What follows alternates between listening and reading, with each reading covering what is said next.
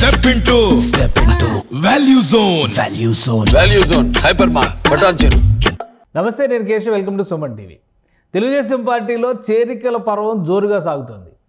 ఇప్పటికే అటు అధికార పార్టీలో ఉన్నటువంటి నాయకులు బయటకు వస్తున్నటువంటి తరుణం, అలానే టీడీపీకి మద్దతు పలుకుతున్నటువంటి పరిస్థితుల్ని గత 2-3 రోజులుగా చూస్తున్నాం. కాస్త సీనియారిటీ ఉన్నటువంటి నాయకులు బయటకు వస్తుండడం కొంత ఆశ్చర్యాన్ని కలిగిస్తున్నటువంటి పరిస్థితి ఉంది.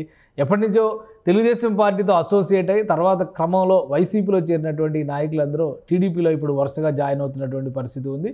ఉత్తరాంధ్రలో కీలకమైనటువంటి ఫ్యామిలీగా భావించేటువంటి, ముఖ్యంగా విశాఖ రాజకీయాల్లో తనదైన ముద్ర వేసినటువంటి దాడి వీరభద్రరావు ఫ్యామిలీ తెలుగుదేశం పార్టీలో జాయిన్ అయింది. చంద్రబాబు నాయుడు సమక్షంలో ఈ పార్టీ ఆల్రెడీ తెలుగుదేశం పార్టీ కండువాని కప్పుకున్నటువంటి పరిస్థితి. చంద్రబాబు నాయుడు ఉత్తరాంధ్ర పర్యటన సందర్భంగా జరుగుతున్నటువంటి పరిణామాల్లో ఈ చేరిక జరిగింది. దాడి వీరభద్రరావు పార్టీలో జాయిన్ అయ్యారు. అలానే దాడి వీరభద్రరావుతో పాటు ఆయన కుమారుడు ఇక్కడ చూడొచ్చు మనం, దాడి రత్నాకర్, అలానే జైవీర్, వీళ్ళు ముగ్గురు కూడా పార్టీలో జాయిన్ అయినటువంటి పరిస్థితి ఉంది.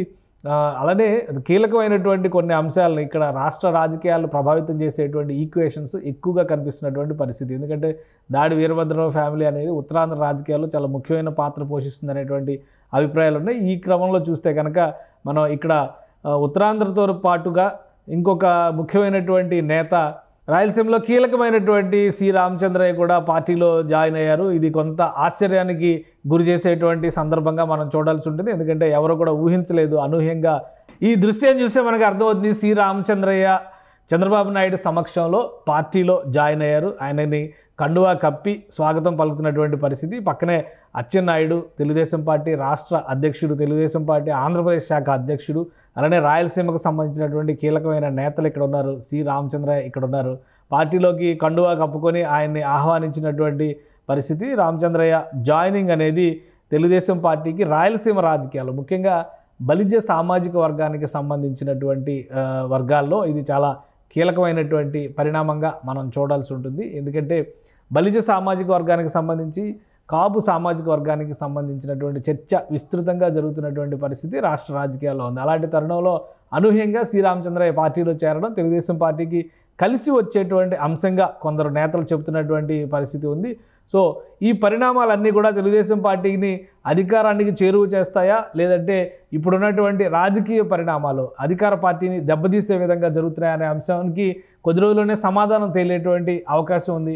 ఇటు రాయలసీమ రాజకీయాల్లోనూ అటు ఉత్తరాంధ్ర రాజకీయాల్లోనూ కూడా వైసీపీ చాలా కీలకమైన పాత్ర పోషించాలి, అలానే క్లీన్ స్వీప్ లక్ష్యంగా పనిచేయాలనేటువంటి ఆలోచనతో వైసీపీ అధినేత జగన్మోహన్ రెడ్డి ప్రణాళికలు అమలు చేసినటువంటి పరిస్థితి ఉంది. కానీ ఎన్నికలకి 1-2 నెలల ముందర జరుగుతున్నటువంటి ఈ పరిణామాలు ఏ పార్టీకి లాభం చేకూర్చనున్నాయనేది కొద్ది రోజుల్లోనే తేలిపోతుంది. తెలుగుదేశంలో మాత్రం ఈ చేరికలు కొంత ఉత్సాహాన్ని నింపాయి. కీలకమైనటువంటి నేతలు, ఎమ్మెల్సీ పదవుల్లో ఉన్నవాళ్ళు కూడా, ప్రస్తుతం పదవుల్లో ఉన్నవాళ్ళు కూడా రావడం అనేది తెలుగుదేశం పార్టీ నేతల్లో సహజంగానే కొంత జోష్ నింపింది అనేటువంటి విషయాన్ని మనం అర్థం చేసుకోవచ్చు.